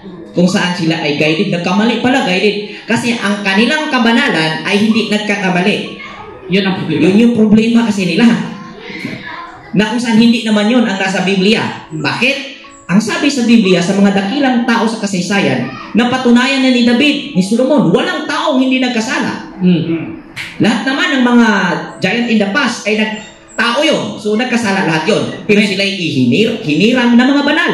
Amen. Ngayon itong mga nagtuturo na mga nagtayo ng sekta, ang kabanalan na kanilang pagpapakilala sa tao ay hindi nagkakamali. Dito sila nagkaproblema. So, yun ang, kumbaga, sila ay opposite doon sa ginawa. Dahil nga nagkasala si Haring David, itinuwid niya ang kanyang pagkakamali. Tama? Kaya nakabangon siya. No? Tinanggap niya ang kanyang pagkakamali. Pero yung consequence ay hindi po yung ma-reverse. Kasi itong kabanalan na inaano ng mga tao, ang kabanalan daw ay mangyari sa tao pagbalik ni Kristo pa lang. Ang pag-amin sa bawat pagkakamali sa pagbabalik ng realization, yun po yung pagkapamuhay ng may kabanalan. Amen. So, basahin natin, mga panultihon. Kawikaan, verse 29, chapter 29, verse 2. Oh.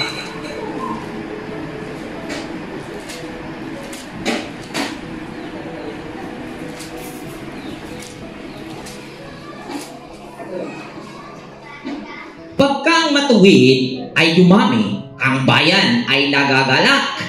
Amen. Ngunit pagka ang masama ay nagpupuno, ang bayan ay nagbubuntong hininga. Amen.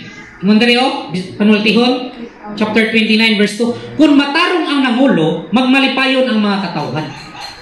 Kung mayong matarong ng nangulo, no, sama sa gibuhat ni David, sadya nasayop siya, iyang giangkon nasayop siya. Iyang gikorek. Siya ba ito yung ano? A man after Elohim's heart. A man after Elohim's heart. No? So, dahil sa kanyang nagawang kasalanan, na-realize niya rin David na mali siya. So, inadmit niya na siya ay mali at kanyang itinuwid. So, yan ang sinabing matarong ang nangulo. Dahil sa kanyang ginawa, no? Magmalipayon ang mga tao. Ibig sabihin, naging masaya ang tao. Dahil pagkapag ang leader, isang leader, umaamin sa kanyang nagawang kasalanan, yung mga tao, ano yan, kanang malipay ba? Kay wala siya gitago. Amen. Wala siya gitago ba? No? Nagmatinud-anon siya diya sa iyang katungdanan. Mahimo sa siyang dako kayong ihemplo sa Amen. kasalanan. Yun. Maging modelo po siya sa mula sa pinakamaliit na antas ng mga mamamayan kung saan nagawa nga niyang aminin ang pagkakasala na kahit yung nag-confront sa kanya, pwede niyang hatulan ng kamatayan. It came siya. Amen. So, dito, no, ipinaalala ni Moises, itinuro ni Moises na yung mga leader kailangan maging alerto doon sa dalawang sitwasyon na kanilang mararanasan. Kuha? So, ang lahat ng pagkaing butil na handog ng pare ay lubusang susunugin at hindi ito maaaring kainin. So, ano ba ang ibig sabihin? So, kung sino man ang maging pinuno ng bayan, hindi niya dapat angkinin ang karangalan para ipataas ang kanyang sariling gusto. No? Amen. Yun bang feeling na gusto-gusto mong igalang sa mga tao? Kana ba ito nag-demand ka para inon juga ka, superior ka, mas labaw juga? No? Kinsa may example ani? Saul ba ito? King Saul. Sino pa? Doon sa Queen Esther. Si Haman. Si Haman, di ba? Kinang muagi siya, huwag daw yun sila. Gusto ni Haman na pag dumaan siya, dapat yung lahat bow down yun. Nya, si Marduk yun, hindi mo bow down. Waman ni sugot, waman ni isunod, soko kay siya. Ang interpretasyon ko kasing nakita, hindi ibig sabihin hindi may respeto si si Mardukay. Ang point po na yung bow down na sinasabi roon, kaya aking nakita, kaya hindi na ibigay-bigay yung bow down na hiningi ni Haman kay Mordecai dahil na-detect kasi may higher psychic ability itong si Mordecai. Amen. Na-detect niya na tao ang yung laman ang nagdikta ng kanyang paghingi ng bow down. Amen. Kaya ayaw niyang ibigay. Kasi si Mordecai pag pumunta sa king, nag-bow yun. Amen. Tao naman yung king. Kita sa buhat siguro bro. Oh, kasi yung ano ba, yung pinag-uugatan ng kanyang gusto ay Amen. ang kahambugan. Yung sariling gusto ba, yung nagdikta na dapat siyang respetuhin, hindi yung righteousness, hindi yung pagkamatuwid na pag-uugali. Kaya hindi nag-bow down si Mordecai. No? Kasi sabi nga, ano nga yung respect, hindi yun hinihingi. Hindi yung hinihingi, kusa yung ibinibigay. Okay. Pero yung kusang ibibigay, kaso yung kay Haman, hiningi niya eh. Parang nay force ba? Merong force. Yun nga. Ganon rin yung nangyari ngayon sa ibang mga leader. Kahit, yes bro. Ngayon, sa panahon din ng Misaya, ganito din yung ipinapakita ng mga Pariseo. No? Basahin natin, no? Dito sa Matthew chapter 23 verse 1 to 7. Matthew 20. Matthew 23.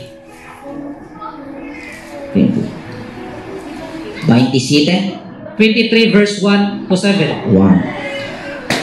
Nang magkagayoy, nagsalita si Jesus sa mga karamihan at sa kanyang mga alagad na nagsasabi, nagsisiupo ang mga iskriba at mga paraseo sa luklukan ni Moses, yung mercy seat.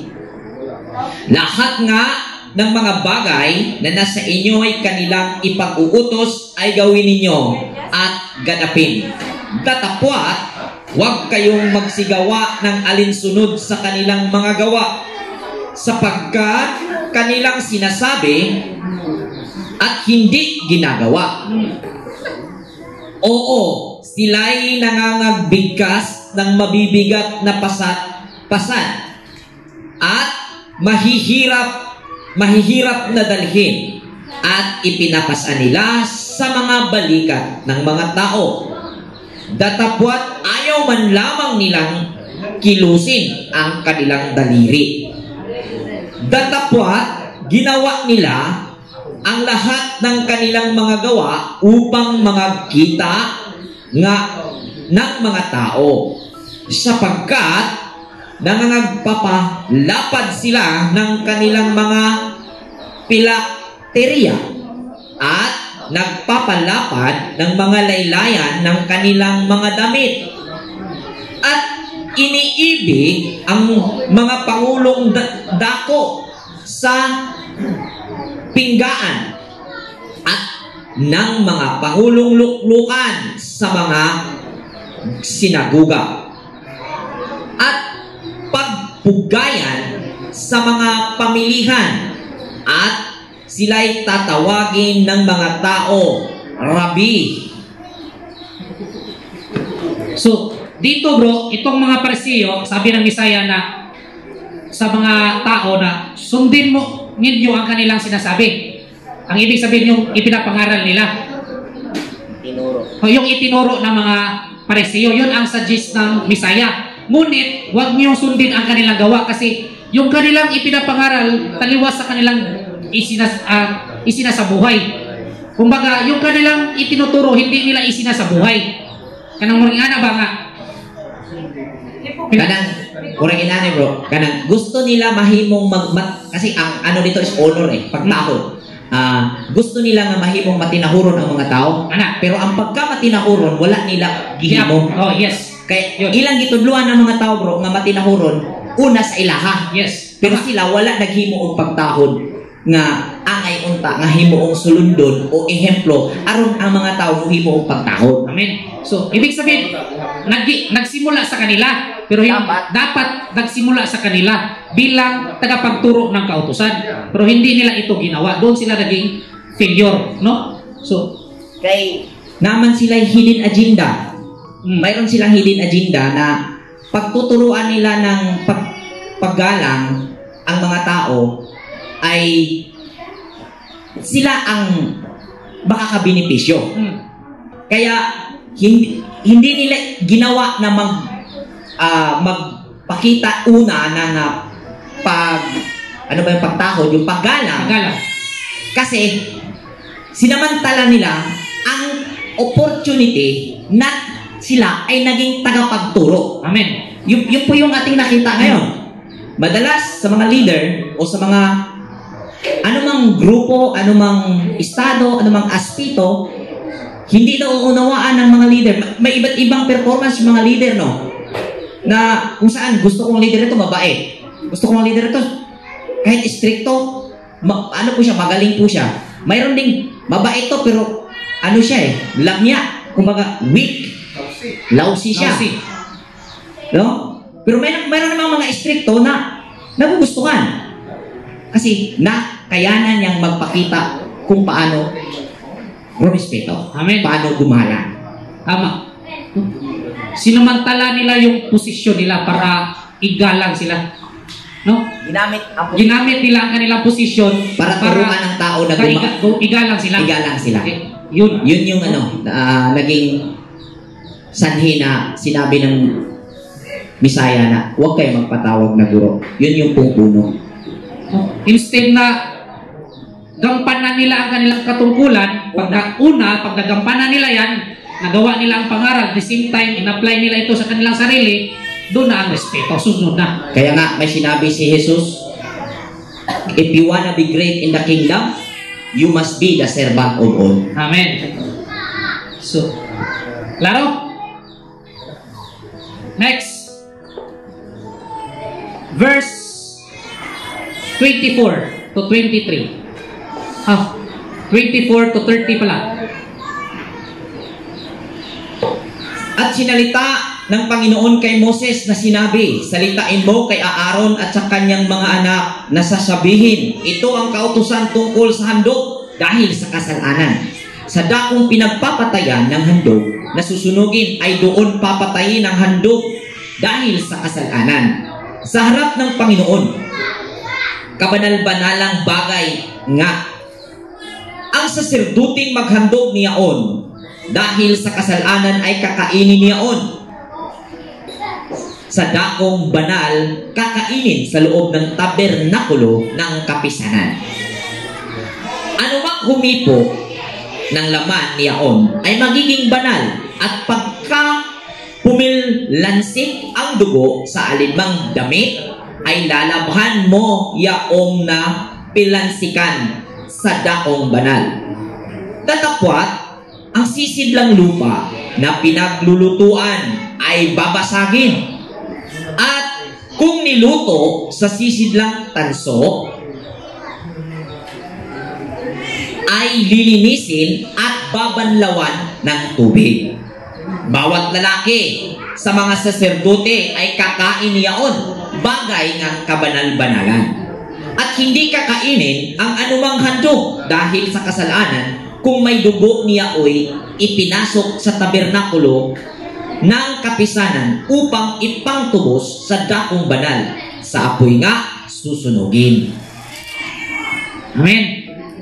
So, sinabi rin ni Yahweh kay Moises, sabihin mo kay Aaron at sa mga paring mula sa kanyang angkan, ito naman ang tuntunin tungkol sa handog, pangkasalanan. Okay? So, ang handog na sinasabi dito mga kapatid, no, handog pangkasalanan, ito po yung handog para sa kasalanang hindi sinasadya. Okay? Kasi wala pong handog para sa kasalanang sinasadya. Amen. Klaro? No? Ang handog na pangkasalanan na sinasabi dito, ito po yung mga handog para sa kasalanang hindi sinasadya. Dahil walang handog para sa kasalanang sinasadya. Okay? Walang handog. Kumbaga, walang method na ibibigay ang priest para sa kasalanang sinasadya. Amen. Wala siyang method na ibibigay para mapatawad yun. So, ang handog kasalanan ay papatayin sa pinagpapatayan ng handog na susunugin. Ito'y ganap na sagrado. Ang natirang hindi sinunog ay maaaring kainin ng paring naghandog nito. Ngunit kakainin niya ito sa isang banal na lugar sa patio ng tuldang tipanan. Ang anumang madampi sa laman niyon ay ituturing na banal.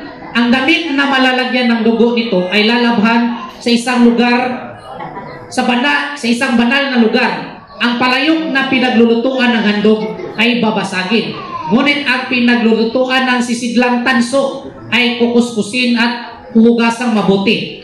Ang sinumang lalaking kabilang sa sambayan ng pari ay maaaring kumain ng handog na ito. Iyon ay ganap na sagrado. Ngunit hindi maaaring kainin ang handog para sa kasalanan kung ang dugo nito ay dinala sa tuldang tipanan upang do'y gawing pagtubos sa kasalanan. Ito ay dapat sunugin na lamang. So, focus muna tayo dito sa verse 24 to 29. Tinuod na gibro nga halad literal kay naon na ilutuanan. Nagilutuanan, nagikawali. No?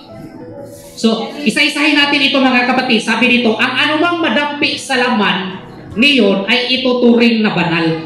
No? Ang anumang madampi sa laman, pag sinabing madampi, ano ngayon? Sympathy. Di ba? Sa ibang version, di po. Touch. No? So, ito po ay sympathy. Kung sa mani. Ato na yung i-expound ang sympathy. No? Kasi sympathy, ito po ay isang pakiramdam ng taos-pusong pagmamalasakit. No? Ibig sabihin, ito ay feeling of sincere concern for someone who is experiencing something painful or difficult. No? Ito po ay nararamdaman ng pare. No? So, pag sinabing laman, ito po ay taong nagkasala dahil sa nadaig sa dikta ng laman. Amen. So, naaawa siya doon sa gumagawa ng masama. Amen. Yun po yung ano, yun po yung kahulugan. Yun po ang kahulugan ng ang anumang nadampi sa laman. Naaawa siya doon sa mga taong biktima o nadala sa daig ng dikta ng laman. Okay, yun po ang ibig sabihin. So, diyon ay ituturing na banal. Ituturing na banal. O sa may asa man ang banal, anak? Ituturing na banal. Ibig sabihin, ang banal na sinasabi dito, ito po yung pagkamahabagin. Ibig sabihin, yung compassion ng isang pare. Na lagi niyang iniisip ba, na kung siya yung naging sitwasyon, kinahanglan ako tabangan, malukoy kaya ang sitwasyon. At yun po ang ipinapakita na karakter ni Moises. Kabantay mo? No, pagkamahabagin. Kumbaga, instead mapanghusga, compassion. Pagkamahabagin. Kumbaga, kasi nag-submit na yung tao. Nag-submit. Ang ano kasi dito, pinag-usapan yung nag-submit na, nag-amin na. Nag-amin na. Nais maglinis. Yes. So, nung nais siyang maglinis, ipinaramdam ng priest ang kanyang simpatiya. Amen. At sa ganung paraan, naiibsan yung bigat, yung sakit, yung hirap ng taong nagkasala. Amen. During na nagpakita ng simpati, nung ikinonek ng priest ang kanyang spiritual ability doon sa nagkasala. Amen. So, ano pa? Ang damit na malagyan ng dugo nito ay lalabhan sa isang banal na lugar. No? Hindi pa ito literal na kanang damit, no? Labhan. Tapos pag humaglaban dito sa altar, mura na yung laundry ang tabernakulo, bro. Mura, ang laundry ba? Ang tabernakulo, mura na yung laundry. Kung atong literal lang, mahimo nga laundry shop ang tabernakulo, bro. Kaya daghan man kayong taong sadaan. Kaya ato man dito wala ba? Ang lapandiro ng mga pare, anak kalaghihay noon. So, okay, so ibabagi namin ang aming naunawaan dito. Ang ibig sabihin ng ang gamit na malagyan ng dugo nito, ano ba ang ibig sabihin? Ito po yung pag sinabing damit, ito po yung pagkamatuwid na ugali na nakabuilt-in sa tao na nadungisan dahil sa pagkakasala. Yung dugo, nadungisan yung pagkamatuwid na ugali na nakabuilt-in. Yung origin. Yung originity ng tao na nadungisan dahil sa pagkatalo niya sa pita ng laman. Amen. So, ang dapat gawin ng taong nagkasala ay lalapit siya sa pare para humingi ng payo. Yun po ang sabi, lalabhan sa isang banal na lugar. Amen po. Hindi po magpalabada doon. Hindi magpalabada sa pare. Huwag po niyong gawing tagalabada po yung pare. Spiritual advisor po siya. lalapit ang tao nagkasala doon sa pare para humingi ng payo kung sa iyang buhaton. Para ano ang kanyang gagawin upang mapatawad ang kanyang kasalanan. Kaya nga sa interpretation sa MBB version sa Revelation chapter 22 verse 14, mapalad ang naglalaban ng kanilang damit. Paano kung hindi ka maglabada? Ay hindi ka mapapalad. Unang pagpapalit. Binuang nemo, bro.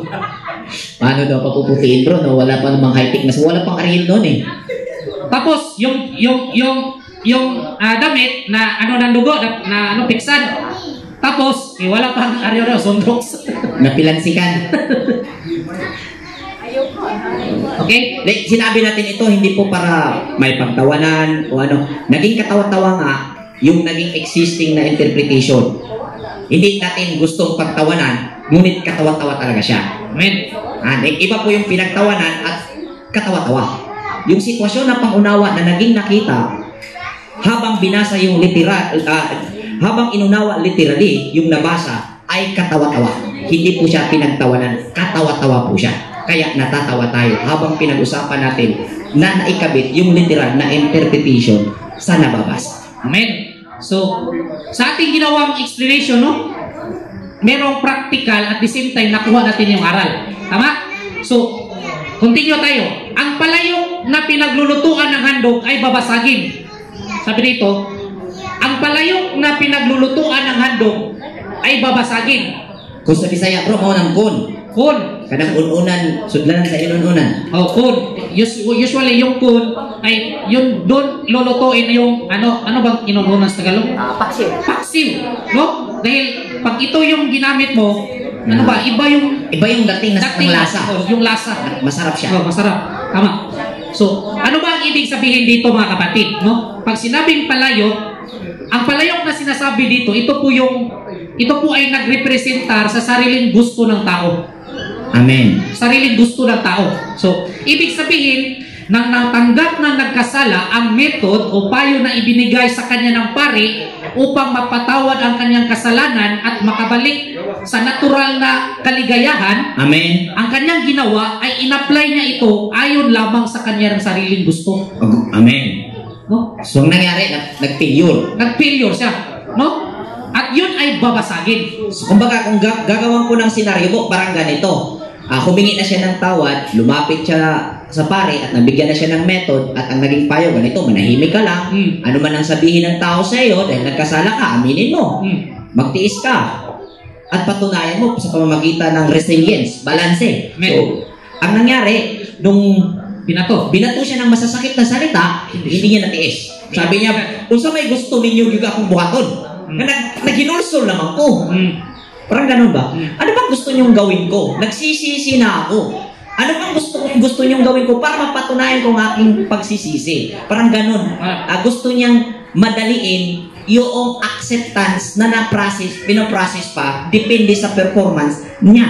Amen. Ganun po. So, ganun po nag-failure yung nasabing method na ibinigay ng priest, kaakibat o kumumbok nitong sinabing babasagin ang nilulutuan ng handog kung saan palayok nga ang babasagin. Nasabi nga ni Bro Albag, tumutukoy sa gusto ayon sa sariling gusto ng nabigyan sa method kung paano niya isasagawa. Amen. So, yun ang hindi dapat tularan. No? Yun ang babasagin. No? Kasi, lalo na kung kalapati ang iyong hinandog. No? Kalmadong estado. Tapos, mayroong sinabi yung mga tao na masakit na salita, hindi mo na panindigan. Failure ka. Parang hindi siya sincere sa pagbabago. Gusto niya patunayan sa mga tao. Dapat patunayan niya sa sarili niya. Amen. Siguro matawag nating sincere, hindi niya nauunawaan yung sincerity na gusto niya. Kumbaga, nabaliktad ba?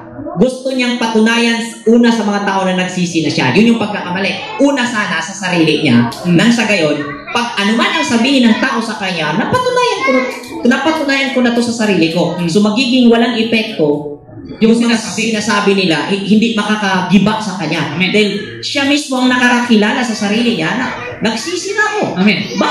Nagbago na ako. At kasunod nun, makikita ng tao yung sincerity. Makikita ng tao yung kanyang dalisay na pagbabago. So, hindi siya nagkaroon ng tiwala sa kanyang ginagawa. No? Kung lumalabas na sa lingkapaw, bro, kung sa Bisaya, pakitang tao ba? Kay gusto man niya, di man sayop nga mo pakita tas tao og pagbago, pag hinulusol.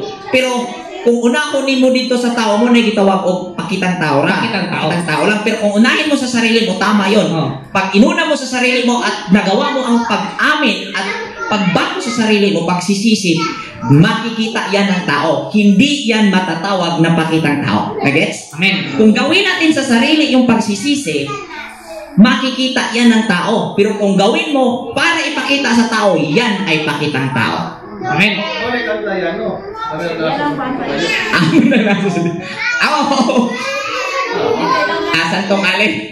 Hindi kailangan ng kapal na tao na nagbabago. Kumbaga, hindi mo ginagawa yung method no para i-impress yung iba. Amen. Ginawa mo iyon para ikakabuti mo. Amen. No? Yun Dahil yung pag point.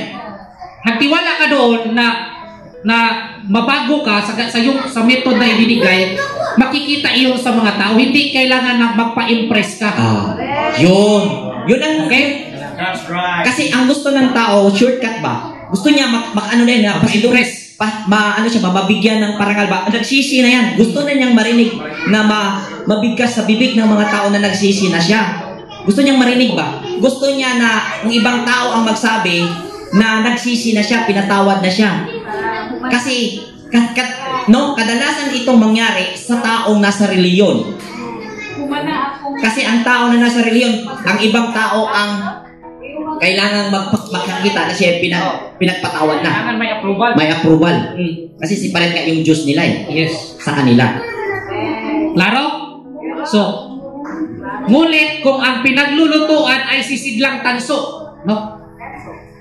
Ngunit kung ang pinaglulutuan ay sisidlang tanso, ito'y kukuskusin at huhugasang mabuti. Amen. Ano nga yung tanso? Strength and support. Strength and No? support. So, ibig sabihin, kung susundin na nagkasala, ang paraan o payo na ibinigay sa kanya ng pare, gamit ang kanyang buong kapasidad na magpakita ng lakas at suporta sa ibinigay na paraan, no? Kahit na ito ay mahirap, ngunit mayroon pa rin siyang pananalig at pagtitiwala dito para mapatawad ang kanyang kasalanan. So, ito po ay maituturing na magandang halimbawa. Amen. So, kumbaga bro, kung sa senaryo, gaya ng napakita natin kanina, kabaliktaran ito. Kanina, sinunod niya ayon sa gusto niya, yung niluto sa Palayo. Ito ngayon ay niluto sa tanso, kung ano yung itinuro ng priest bilang support, ano ngayon? Strength and Support sa kanya, ay yun nga ang ginawa niya, at ang sabi, pahugasan.